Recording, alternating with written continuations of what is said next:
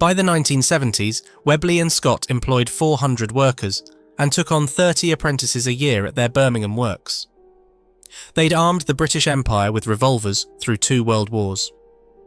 They'd built the air rifles, heavy, blued steel, oiled walnut, that every British boy of a certain age remembers as his first gun. Then, piece by piece, it was taken apart. 4 Acts of Parliament shrank the market. A ring road demolished the original factory. 8 corporate owners passed the company hand to hand, each one stripping something essential. On the 22nd of December 2005, the last Birmingham workshop closed. The name was sold for £1 million and production moved to Turkey. Today, the gun quarter, where 578 firms once operated, is filling with student apartments, and the air rifles stamped Webley are reviewed online as poorly machined with no quality control. This is the story of Philip Webley's bullet mould workshop, and the 2 centuries of craft that grew from it, and the generation of decisions that reduced it to a name on a box manufactured 2,500 miles from the hands that once knew how to build it. Not through catastrophe, through 1,000 reasonable decisions, each one moving the work a little further from home. Chapter 1. The Bullet Mould Maker's Daughter. The story begins on a street that no longer exists, Weeman Street, Birmingham. The year is roughly 1790. A man named William Davis, some records spell it Davies, sets up a small workshop making bullet moulds. Not guns. Moulds. The tools that shaped the lead before it became the thing that did the killing. It wasn't glamorous work. But it was steady, because Britain was almost always fighting someone, and someone had to make the means. Davis was, by the accounts that survive, a practical man rooted in Birmingham's artisan class, the metal workers and tool makers who gave the city its name as the city of 1,000 trades. He was reportedly present at the Battle of Waterloo in 1815, though in what capacity the records don't say. What matters more to this story is his daughter. Caroline Davis married a man named Philip Webley in 1838. And Philip, through that marriage, inherited the workshop on Weeman Street. He didn't stay in bullet moulds.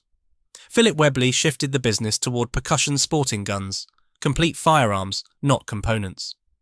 His brother James joined him, and by 1835 the 2 Webleys had established themselves as manufacturers in their own right, supplying the Government Board of Ordnance and the East India Company with gun parts and tools by 1840. 2 brothers, 1 workshop, and contracts with the largest empire the world had ever seen. It was a beginning. But Philip Webley hadn't been born to wealth or connections. He'd come up through the gun quarter the hard way. One historical account notes that Philip, along with most future managers of the company, started their careers making, fitting, and filing gun parts and building guns by hand. This wasn't a gentleman's enterprise. It was craft.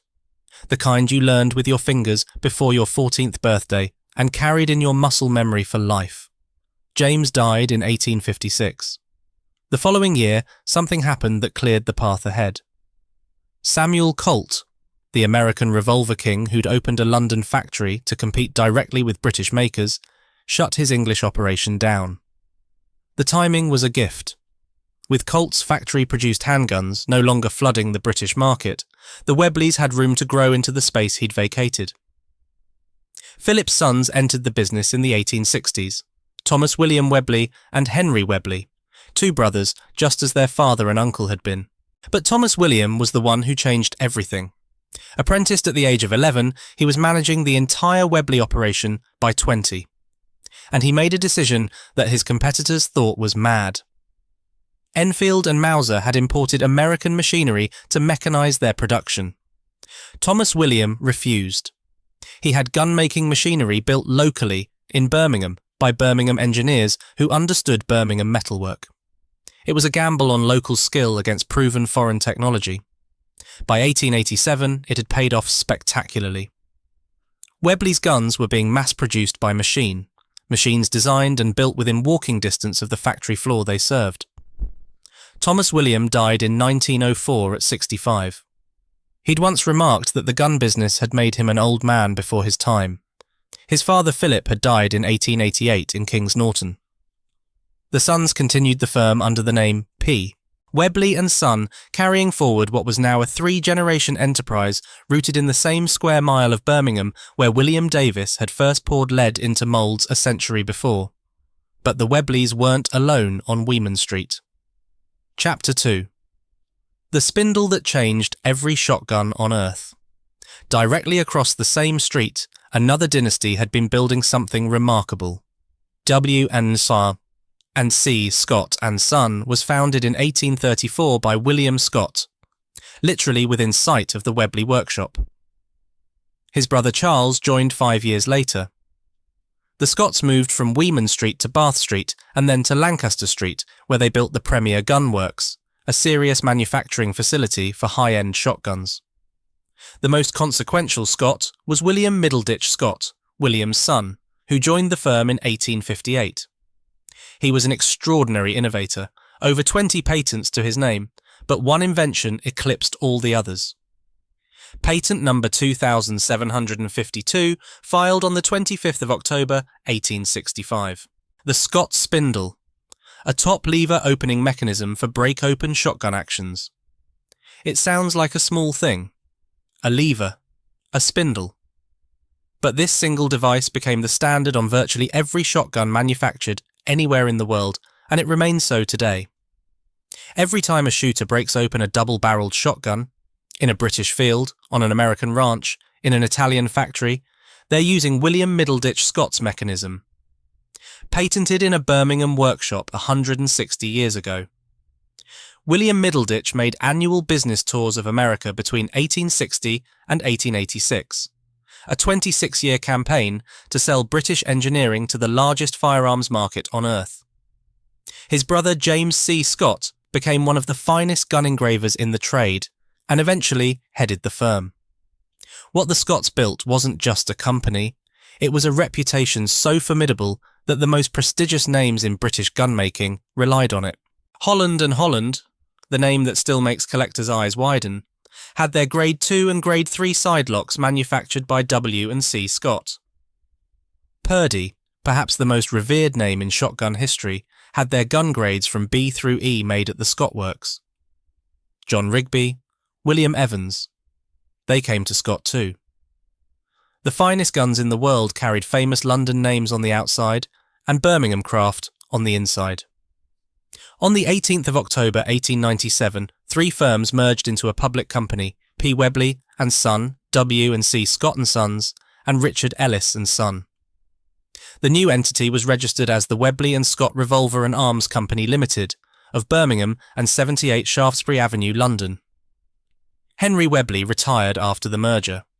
By 1906, the company was renamed simply Webley and Scott Limited, and it made more guns than any other English gun-making concern. But these three firms hadn't merged in a vacuum. They'd merged because they were part of something larger, an ecosystem so intricate, so deeply specialised that nothing like it existed anywhere else on Earth. Chapter 3. 50 Pairs of Hands. Birmingham's gun quarter was an L-shaped district bounded by Steelhouse Lane, Shadwell Street and Loveday Street. The first recorded gunmaker in Birmingham dates to 1630. Birmingham-made muskets were used in the English Civil War. By the mid-18th century, gun manufacture had migrated from Digbeth into the quarter, and what grew there over the next 100 years was less a district than a living organism. A single finished gun passed through approximately 50 different pairs of hands, spread across dozens of specialist subcontractors. An 1860 trades directory listed 48 separate gun-related trades: breechers, borers, barrel welders, lock forgers, stockmakers, polishers, engravers, browners, sighters, and many more. Each trade occupied its own cramped workshop called a shopping, hidden behind the Georgian house facades of streets like Whittle Street, Weeman Street, St Mary's Row, Loveday Street, Price Street, Bath Street, Sand Street, and Lancaster Street. Albert Fenton, who worked in the quarter, left a memoir describing what those workshops were actually like. You'd walk up an outside wooden staircase to a room with a nameplate on the door. Inside, workbenches ran along every wall. Men polished gun barrels or carved wooden stocks in dim shafts of light from small windows, surrounded by tools hanging on nails and straps and lying across every surface. The skills were handed down from father to son. At its peak in 1868, there were 578 gun firms operating in Birmingham, most of them in the gun quarter. The workforce numbered roughly 10,000 by 1865, and anchoring the entire system was the Birmingham Proof House on Banbury Street, established in 1813 by Act of Parliament at the request and expense of the gun trade itself. Every barrel manufactured in Birmingham was taken to the proof house and test-fired with severely overcharged loads in armoured chambers whose lower walls were lined with thick iron plates, heavily scarred from decades of controlled detonation. If a barrel survived proof, it was stamped and cleared for sale. If it didn't, it was destroyed. There was no negotiation. The proof house still stands. Grade 2-star listed, still operational. Its museum, the Arms and Ammunition Pattern Rooms, established 1858, is visitable by appointment. A journalist who toured it wrote that the building exudes history from the mortar of its bricks, complete with a resident ghost and a mortar once used for annual powder testing. It is the single building in the gun quarter still performing exactly the function it was built for 2 centuries ago. During the Napoleonic Wars, this ecosystem produced 2/3 of all guns used by the British Army, over 3 million firearms, with more than 1.7 million supplied to the Board of Ordnance alone. The community around it was rough and alive. The Gunmakers' Arms on Bath Street, originally called the Pike and Musket, served as a payhouse where the gun gaffer distributed weekly wages. Brawls on paydays were legendary.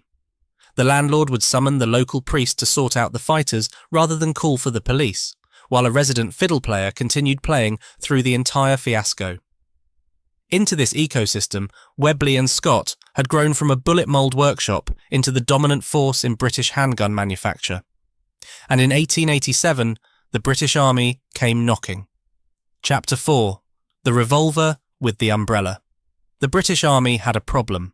Their standard issue Enfield Mark I and Mark II revolvers were unsatisfactory, unreliable, slow to reload, unloved by the men who carried them. In 1887, Webley tendered their .455 caliber self-extracting revolver. On the 8th of November that year, it was adopted as the pistol. Webley Mark I. The initial contract was for 10,000 revolvers at £3, 1 shilling and 1 penny each, 61 shillings apiece, with 2,000 to be delivered within 8 months. Approximately 40,000 Mark I revolvers were eventually produced. What made the Webley different was a mechanism of brutal simplicity. A pivoting lever released the barrel and cylinder assembly, which tilted forward on a bottom pivot, automatically operating what one description called an umbrella-shaped extractor, a device that pushed spent cartridges from all 6 chambers simultaneously. The soldier broke the revolver open. The empty brass flew clear. He dropped in fresh rounds, snapped it shut. Reloading took seconds. Solid frame rivals with their fiddly loading gates couldn't come close. The Webley evolved through 6 marks over nearly 30 years. The Mark IV, adopted on the 21st of July 1899, became the Boer War model. Officers and NCOs bought them in droves on their way to South Africa. The Mark V, adopted in December 1913, was the first designed specifically for cordite cartridges. But its initial order of 20,000 was still unfinished when the Great War began. The Mark VI changed everything. Adopted on the 24th of May 1915, it became the iconic revolver of the Western Front. A squared-off target grip, a 6-inch barrel, a dull matte finish that wouldn't catch the light in a trench. 2.5 pounds of blued Birmingham steel. Webley held an open contract for 2,500 revolvers per week. Even that wasn't enough.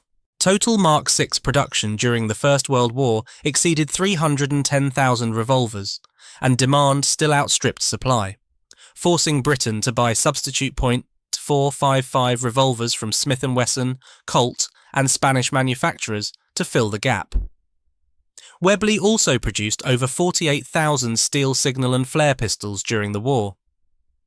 One of those flare pistol designs, the No. 1 Mark I, would, decades later, become the basis for Boba Fett's weapon in The Empire Strikes Back and Return of the Jedi.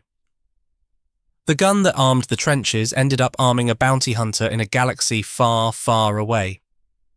J.R.R. Tolkien carried a Webley Mark V as a second lieutenant with the Lancashire Fusiliers at the Battle of the Somme in 1916. The .455 cartridge fired an 11.5mm bullet at a relatively low velocity of 650 feet per second. Mild recoil but devastating stopping power. The Mark III hollow-point variant was rated superior to the .45 Colt. In the 1904 Thompson-Lagarde tests. But the relationship between Webley and the government it had armed through 2 wars carried a wound that never fully healed. Webley had submitted their .38/200 revolver design to the War Office. The War Office took the design to the Royal Small Arms Factory at Enfield. Enfield produced a revolver externally near identical to Webley's. Webley and Scott sued the British government, claiming £2,250 in compensation for what they saw as straightforward theft of their intellectual property. £2,250 for a design that armed an empire. The company that had kept Britain's officers alive in 2 world wars couldn't even get the government to pay fairly for the blueprints. That betrayal would echo for decades.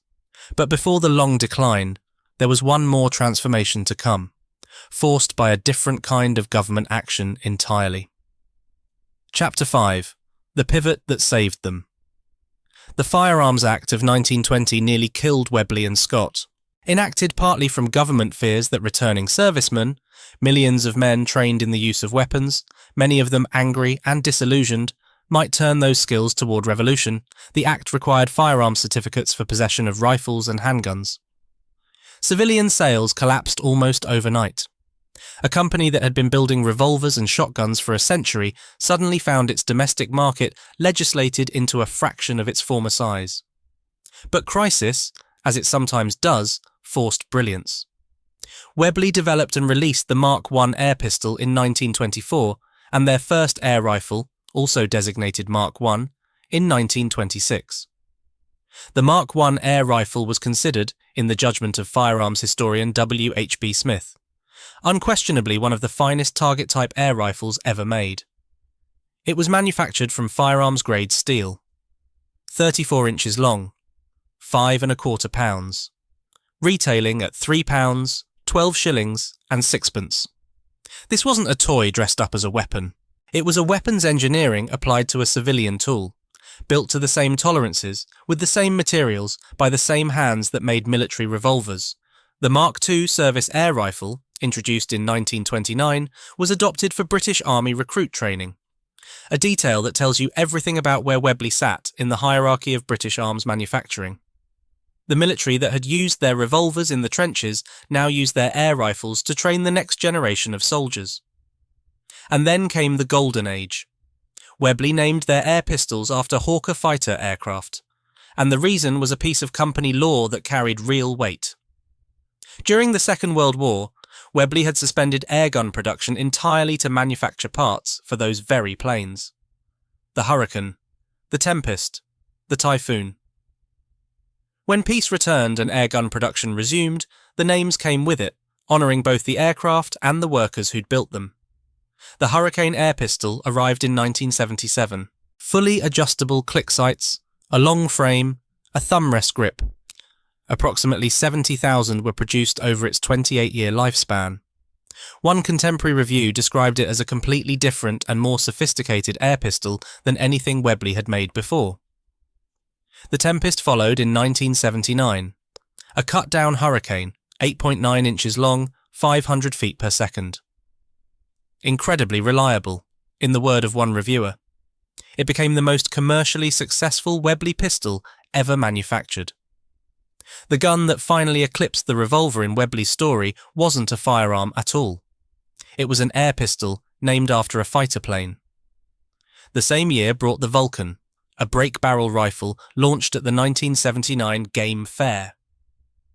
Harold Reshigan's patented piston washer allowed it to approach the 12 foot-pound UK legal limit, and a special edition of just 110 units featured French walnut stocks and gold-plated triggers. One airgun journalist called it a real landmark air rifle for the British airgun industry. The Osprey arrived in 1975, a side-lever action rifle using steel piston rings instead of rubber seals, similar to the approach used in Feinwerkbau match rifles, prioritizing longevity and consistency over everything else. 43 inches long, 7.3 pounds. The Tracker of 1982 was a compact Osprey derivative, 37 inches, 7.5 pounds, described as possessing old-world British quality and real steel parts. And then, in 1992, the Patriot, the most powerful spring-powered airgun in the world at the time of its launch. A statement of intent from a company that still believed it could compete at the top of any category it entered. Imagine the Frankley workshop floor at the peak of this range. Hurricanes, Tempests, Vulcans, Ospreys, Trackers, Patriots, all in simultaneous production. Each one built from firearms-grade steel. Each barrel rifled by hands that understood what precision meant at a molecular level. The bluing, that deep, lustrous finish that turned raw steel into something almost liquid in the light, was done in-house, by workers who'd learned the process from workers who'd learned it from workers before them. The walnut stocks were shaped and oiled until the grain sang. The whole operation smelled of machine oil and solvent, of hot metal, and the particular warm sweetness of freshly worked wood. Forum testimony from owners of Birmingham-made Webleys reads less like product reviews and more like love letters. The fabulous metal polish and bluing, quite superior to any German airguns of the day. All the metalwork has the superb Webley and Scott pedigree, deep bluing and very well finished. One owner put over 30,000 pellets through his gun without complaint. Another, in South Africa, had a rifle custom built to his precise measurements, shipped halfway across the world because no other maker would do it. Chapter 6. Every British boy's first rifle. At the peak in the early 1970s, Webley employed approximately 400 people and took on 30 apprentices each year. 30 young men and women entering a trade that stretched back to William Davis's bullet mould workshop nearly 2 centuries earlier. The apprenticeship wasn't a training program in any modern sense. It was an induction into a way of making things, by hand, by eye, by the accumulated judgment of generations. Paul Garrity joined as one of those apprentices in 1970, when the company was, in his words, about 400 people strong. He rose through the design office, through liaison, inspection and the warehouse, eventually becoming technical manager and master gunmaker. The proof house added his name to their register, an honour usually reserved for gunsmiths or gun company owners. Letters would arrive addressed to Paul Garrity, master gunmaker. His boss told him to put it on his business card. The title stuck for the rest of his career. Don Bloxage began a 12-year apprenticeship at Webley Scott in 1946. 12 years. He learned hand chasing and became a master engraver whose work featured ornate patterns, wildlife scenes, and bespoke designs commissioned by clients who understood they were buying time as much as craft. The accumulated hours of a man who'd spent over a decade learning to hold a graver before he was trusted with a paying customer's gun. A woman known as Anthea worked as a shorthand typist at Webley's in the late 1970s. She remembered the employee rifle club on the factory roof, workers shooting on their lunch break, in the building where the guns were made, testing the products they'd built with their own hands. A signwriter named John Knight, working in nearby Stafford Street around 1958, recalled gilding the engraving on a barrel made for some Raja in India, a piece of Birmingham craft destined for a palace on the other side of the world. These weren't anonymous production line workers. They were people whose names appeared on the work, whose reputations travelled with the guns they made, whose pride in the product was inseparable from pride in themselves. Webley didn't just employ them, it defined them. And the guns defined something larger. Webley air rifles, alongside BSA, became embedded in British boyhood culture in a way that's difficult to convey to anyone who didn't grow up in it.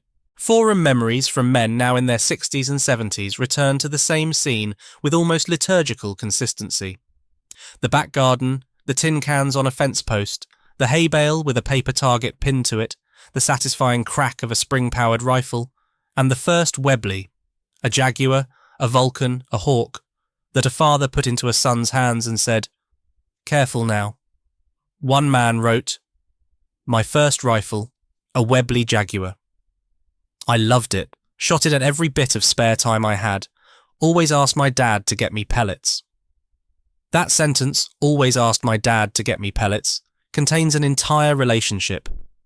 The boy, the father, the ritual of asking, the shared understanding that this was something worth doing. Webley and BSA were the two pillars of that culture. Every British boy's first air rifle was one or the other. It was how a generation learned patience, steadiness, the discipline of breathing and squeezing rather than pulling. It was, in a way that sounds old-fashioned now, how they learned to be still. By the early 1980s, Webley was producing the most comprehensive range of airguns in its history.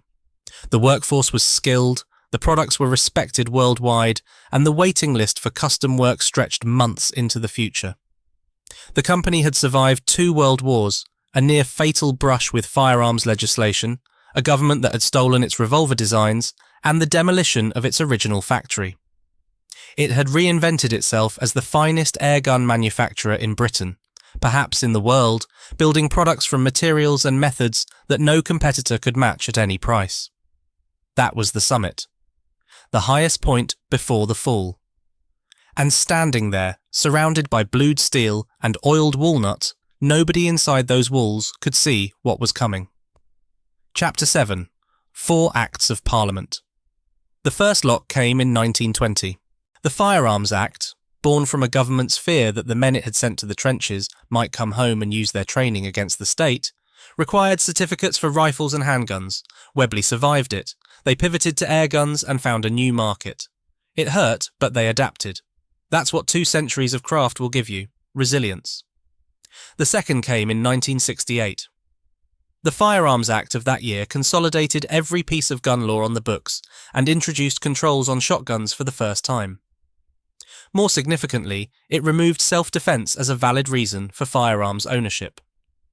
Air weapons below 12 foot-pounds for rifles and 6 foot-pounds for pistols remained exempt. The airgun market was preserved. But the broader effect was a slow, steady chill on shooting culture itself. Fewer people entering the sport meant fewer future customers for everything, including airguns. The third came after Hungerford. On the 19th of August 1987, Michael Ryan killed 16 people in the Berkshire market town before turning his weapon on himself. The Firearms Amendment Act of 1988 banned semi-automatic and pump-action centre-fire rifles. This didn't directly touch Webley's product line, but it established something more damaging than any specific prohibition. The precedent that entire classes of weapon could be banned overnight, that the ground beneath a manufacturer's feet was never stable, that what was legal on Monday might be criminal by Friday. The fourth was Dunblane. On the 13th of March 1996, Thomas Hamilton walked into Dunblane Primary School and murdered 16 children and their teacher. The Snowdrop petition gathered more than 750,000 signatures. The Firearms Amendment Acts of 1997 effectively banned all private handgun ownership in Great Britain. A government buyback of £150 million resulted in the surrender of more than 162,000 firearms and 700 tons of ammunition. Approximately 200,000 handgun owners found their weapons banned overnight. Olympic shooters had to train abroad. Paul Garrity, by then a senior figure at Webley, watched the consequences arrive at Frankley. He'd remember it precisely. We had a programme where we made 3 new pistols in 3 years, and then the Dunblane tragedy happened. Sales of air pistols dropped after that. It had a big impact on Webley and Scott at the time, and is one of the reasons that Webley shrank. The air pistols weren't banned. They weren't even close to banned. But it didn't matter. Dunblane changed the atmosphere around anything that looked like a gun, felt like a gun, or reminded anyone of a gun. Parents who might have bought a son his first Tempest hesitated. Retailers who'd stocked Webley air pistols for decades quietly reduced their orders. The cultural permission that had sustained the hobby for generations, the understanding that a boy with an air rifle in the back garden was learning something valuable, didn't disappear in law. It disappeared in mood. And moods, unlike laws, can't be challenged in court. Each of these 4 acts operated on a different mechanism, but they shared a cumulative logic. contract the market, chill the culture, narrow the space in which a company like Webley could survive. The 1920 Act took firearms. The 1968 Act took the culture of self-reliance. The 1988 Act took the sense of permanence. The 1997 Act took the last shred of public sympathy for anything connected to the shooting sports. By the time the legislative programme was complete, Webley was manufacturing products for a hobby that a significant portion of the British public now viewed with suspicion, distaste, or outright hostility. And while the laws were contracting the market from one side, someone else was eating it from the other. Chapter 8. Squeezed from both ends. Hermann Weihrauch KG was founded in Melrichstadt, Bavaria, in 1899. Almost exactly a century after William Davis set up his bullet mould workshop on Weeman Street. By the 1980s, Weihrauch was producing the HW-77 and HW-97 underlevers, rifles fitted with the famous record trigger, a mechanism so precise, so tunable, so consistently excellent that it became the standard against which every spring airgun trigger on Earth was measured. One American airgun journalist called the HW-97 arguably one of the most accurate spring airguns in production. Their machining was meticulous, their walnut stocks were beautiful, and their prices, while not cheap, consistently undercut Webley for what the market judged to be a superior product. Diana, the Mayer and Grammelspacher firm in Rastatt, offered established German engineering at comparable prices. German precision at German prices, this was the competition squeezing Webley from above. From below came Spain. Gamo, founded in Barcelona in 1959, attacked the market with a fundamentally different proposition: high volume, low price, good enough quality. Gamo first reached the UK in 1963. In 1986, they acquired BSA's gun division from Manganese Bronze Holdings. BSA, the other pillar of British airgun culture, the other name on every boy's first rifle, was now Spanish-owned. Gamo grew into the largest airgun manufacturer in Europe, with products sold in more than 170 countries. Their rifles weren't built to Webley's standard, they didn't need to be. They were built to a price point that Webley, with its Birmingham wages and its firearms-grade steel and its 12-year apprenticeships, couldn't touch. The mathematics were merciless. A buyer who wanted the best spring airgun money could buy went to Weihrauch or Air Arms. A buyer who wanted a decent rifle, at a fraction of the cost, went to Gamo or one of the growing Asian manufacturers. Webley occupied the middle ground, better than the cheap imports, not quite matching the German benchmarks. And in markets under pressure, the middle ground is where companies go to die. Forum discussions ranking the finest spring airguns consistently placed the Weihrauch HW-97 and the Air Arms TX-200 at the top. Webley rarely appeared in the same conversation.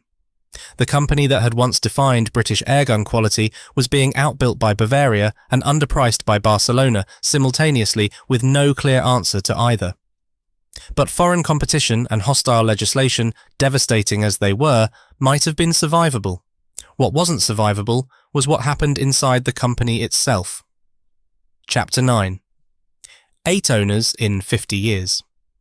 The rot began not with a law or a competitor, but with a demolition crew. In 1958, the Birmingham Inner Ring Road was driven straight through the middle of the gun quarter. Webley's original Weeman Street factory, Philip Webley's premises since the 1830s, the workshop where 3 generations had built guns by hand before Thomas Williams' machines took over, was demolished to make way for a dual carriageway. The road split the gun quarter in two, severing the network of 50 specialist trades that had sustained Birmingham gunmaking for 2 centuries. By 1963, the Sunday Mercury was announcing the death of the gun quarter. The ecosystem that had put 50 pairs of hands on a single gun was being torn apart by road engineers who saw cramped Georgian workshops and calculated that the land was worth more as tarmac. Webley relocated to Park Lane, Handsworth, miles from the quarter, separated from the borers, the barrel welders, the stockmakers, the engravers, the constellation of tiny workshops that had orbited the factory like planets around a sun. The putting out system that had made Birmingham gun-making possible for 300 years couldn't survive the physical destruction of the streets where those trades lived. And then the owners started changing. In 1958, the same year as the demolition, R.H. Windsor, a plastic injection moulding firm, acquired Webley through a cross-holding merger. Webley also acquired the Claxon Company in the same transaction. A gun maker and a horn maker joined by a plastics company. The industrial logic was opaque at the time. It hasn't improved with distance. In 1959, Arusha Industries Limited took over the R.H. Windsor Group. By roughly 1967, general and engineering industries had absorbed them, an enlarged industrial conglomerate in which a 200-year-old gun manufacturer was one line item among many. Then, in 1973, Harris and Sheldon Group. What happened under Harris and Sheldon was a slow catastrophe measured in production numbers. Shotgun output collapsed from roughly 1,000 units per year to just 350 by 1979. A 70% decline in 6 years. Under their watch, Webley resorted to importing over and under shotguns from Beretta in Italy, selling them under the Model 900 and Model 901 names between 1970 and 1978. An open admission that the company founded on Birmingham craft could no longer competitively manufacture its own shotguns. The name on the gun said Webley. The hands that built it were Italian. In 1985, Holland & Holland bought Webley. This, at least, was a name that understood guns. Holland & Holland wanted access to Webley's box-lock capacity, the ability to manufacture the actions that underpinned even the most expensive London-name shotguns. But Holland & Holland's commitment proved shallow. In 1991, they closed the Birmingham factory entirely. The production floor fell silent. The machines stopped. The workers, what remained of them, were made redundant. For 2 years, the Webley name went dormant. No guns, no production, no workers, just a trademark gathering dust. In 1993, David Pickering's Scalemead Arms purchased the brand and restarted airgun production. Not in the gun quarter. Not in Handsworth. At Frankley Industrial Park, Tay Road, Rednall, a generic industrial estate in South Birmingham, surrounded by other generic industrial units, miles from the streets where Webley had been born. The connection to place, to the quarter, to the ecosystem of skills that had defined Birmingham gunmaking, all of it severed. What followed, by multiple accounts, was a precarious financial existence. Pickering kept the lights on. The Webley Venom Custom Shop, established at Frankley in 1998 under Ivan Hancock and later Steve Pope, produced some notable late models: the Tomahawk, the Longbow, the Venom Viper. But these were premium products for a shrinking market, made by a company running on fumes. Then came the blow Paul Garrity would remember as the one that broke the back. A major catalogue retailer, one of Webley's most significant sales channels, changed managing directors. The new man pulled the plug on all shooting and fishing overnight. Not gradually, not with negotiation. Overnight. One decision by one person in one office, and a substantial portion of Webley's retail distribution simply vanished. 8 owners in 50 years. A plastics company. An industrial conglomerate. A group that couldn't sell shotguns. A prestige name that closed the factory. A rescuer who kept it breathing. And through every transition, something essential was stripped away: capacity, knowledge, workforce, connection to place, institutional memory. No single owner destroyed Webley. Each one removed a piece, and what remained after each removal was a little less than what a 200-year-old company needed to survive. Chapter 10. The Last Christmas. By autumn 2005, the numbers at Frankley told a story that no amount of craftsmanship could rewrite. The post-Dunblane collapse of air pistol sales. The loss of the catalogue retailer. German and Spanish competitors eating into every remaining segment. A workforce that had once numbered 400 reduced to a fraction. A precarious financial existence, as one account put it, and precarious had been the good times. On the 22nd of December 2005, the Birmingham factory at Frankley Industrial Park closed permanently. Webley and Scott Limited went into receivership. The Venom Custom Shop, Ivan Hancock's and Steve Pope's operation, the last workshop producing hand-tuned Webley airguns to bespoke specifications, ceased trading the same day. Of the entire workforce, 2 employees were retained when the brand was eventually purchased. 2. One of them was Paul Garrity, by then a 35-year veteran, a man who'd joined as a 16-year-old apprentice when the company was 400 strong, who'd risen through every department, who'd been honoured by the Proof House, who carried the title Master Gunmaker on a business card that now referred to a company that no longer existed. Steve Pope, who'd run the custom shop after Hancock's retirement in 2004, didn't hesitate. In February 2006, he founded VMAC Custom Rifles Limited, carrying the tuning and customization skills he'd honed at Webley into an independent operation. Pope died in 2020. His father, Dave Pope, followed in 2021. The knowledge they carried went with them. A private collector and his wife purchased the entire Webley Historical Archive from the receivers: production books, drawings, blueprints, photographs, records of revolver and pistol manufacture, from 1897 to 1985. They bought it specifically, they said, to keep the archive together and stop it being broken up and lost forever. They appealed for contact from anyone with first or second-hand knowledge of having worked at either the Weeman Street or Park Lane factories. The Birmingham City Archives also hold Webley and Scott records. Reference MS 2660, covering 1897 to 2006. 109 years of a company's life, catalogued and boxed and stored in a building that exists precisely because someone understood that if you don't actively preserve these things, they disappear. Chapter 11. The Beauty Parade.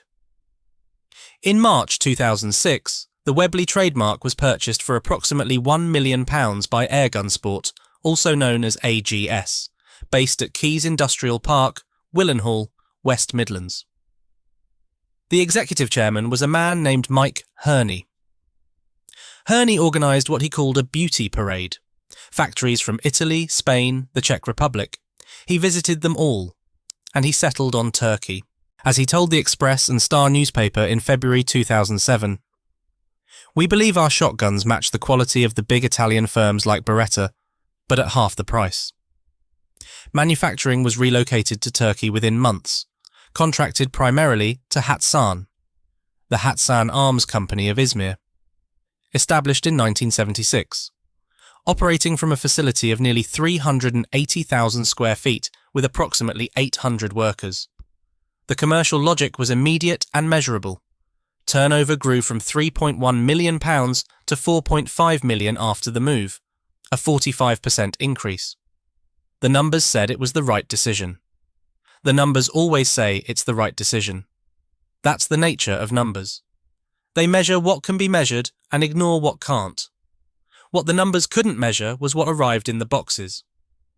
Tom Gaylord, B.B. Pelletier, one of America's most respected airgun journalists, reviewed the Turkish-made Webley Tomahawk for Pyramid AIR.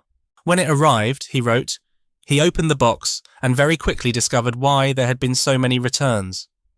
The machining was terrible, and there was obviously no quality control at all. For what Webley and Scott was asking for this air rifle, he added, you could buy a real nice Weihrauch and have quite a bit of change left. Forum users who tested the Turkish-built Typhoon air pistol were blunter. One wrote that it was a real beast to shoot, not even close to the smoothness of a UK Webley Tempest. He couldn't see any kinship to any Webley of any kind. He didn't understand why Webley would risk their name and reputation with the product. A man who rebuilt a Turkish-made Tomahawk found the steel was, in his word, horrid, the worst gun he'd ever had in his hands. Another noted that while the sears were steel, the tempering was bad and the angles were wrong. The materials were present. The knowledge of what to do with them was not. In September 2007, a more troubling discovery emerged. Customers at Pyramid AR were receiving Turkish-made rifles when they'd expected English-made ones. The boxes weren't marked differently on the outside. You couldn't tell what was inside until you opened it. Pyramid offered to take back Turkish guns from customers who wanted Birmingham-made originals. An admission by a major retailer that the products were not equivalent and that customers had a right to feel deceived. All Webley tools, dies and intellectual property had been part of the acquisition. Allegations surfaced on enthusiast forums that the original Birmingham tools and dies were sold off to BSA and Gammo in 2006, though this was never confirmed by official sources. What is confirmed is that Hatson acquired leftover unfinished parts for the Webley Tempest from the liquidation, assembled them as best they could, modified some new components that weren't true to the original, and sold the result as the Webley Tempest finale. The community's verdict was unanimous, generally reckoned not to be anywhere near as good as an original. Airgun Sport rebranded itself as Webley Limited in 2007. In 2008, the brand was sold again, to Webley International Limited, run by Roger P. Williams, whose background included Anderson Consulting and NM. Rothschilds. This entity also failed. In January 2011, a creditors' meeting was held under the Insolvency Act. The company owed £164,000 to unsecured creditors and £140,000 to Webley Limited, which was itself in liquidation. Webley International was dissolved on the 8th of February 2011. 2 liquidations of the same brand in 6 years. Majority control then passed to the Fuller Brothers, an Australian business group, around 2010, with formal acquisition in 2012. John Bright, co-owner of Highland Outdoors Limited, the UK distributors, became co-owner. A Webley and Scott AG was formed in Lucerne, Switzerland. The company website proudly cited its history and fame. One forum user noted, with cold precision, that it failed miserably to tell its customers the truth about its more recent ownership. Nothing was manufactured in Birmingham. Nothing was manufactured anywhere in the United Kingdom. Chapter 12. The silence in the wrong shape. Walk through the gun quarter today and what you find is not decay. It's replacement. The ruins aren't crumbling. They've been demolished and built over, which is worse because there's nothing left to mourn. Snow Hill Wharf, 63 Shadwell Street, was completed in early 2025. 404 apartments across 5 interconnected buildings up to 21 stories, built along the Birmingham and Fazeley Canal. The same canal that once transported gun barrels from Black Country workshops. The apartments are marketed to young professionals. The canal is a lifestyle amenity now. Mentioned in brochures for its waterside walks and its proximity to the city centre. Its previous function is not discussed. 86 Cliveland Street, approved for 317 student beds with a gym and roof gardens. 35 and 50 Cliveland Street, 279 student bed spaces across 8 and 21-storey blocks. 53 to 68 Prinsip Street, 337 apartments across 3 buildings up to 25 stories. Gunsmith House.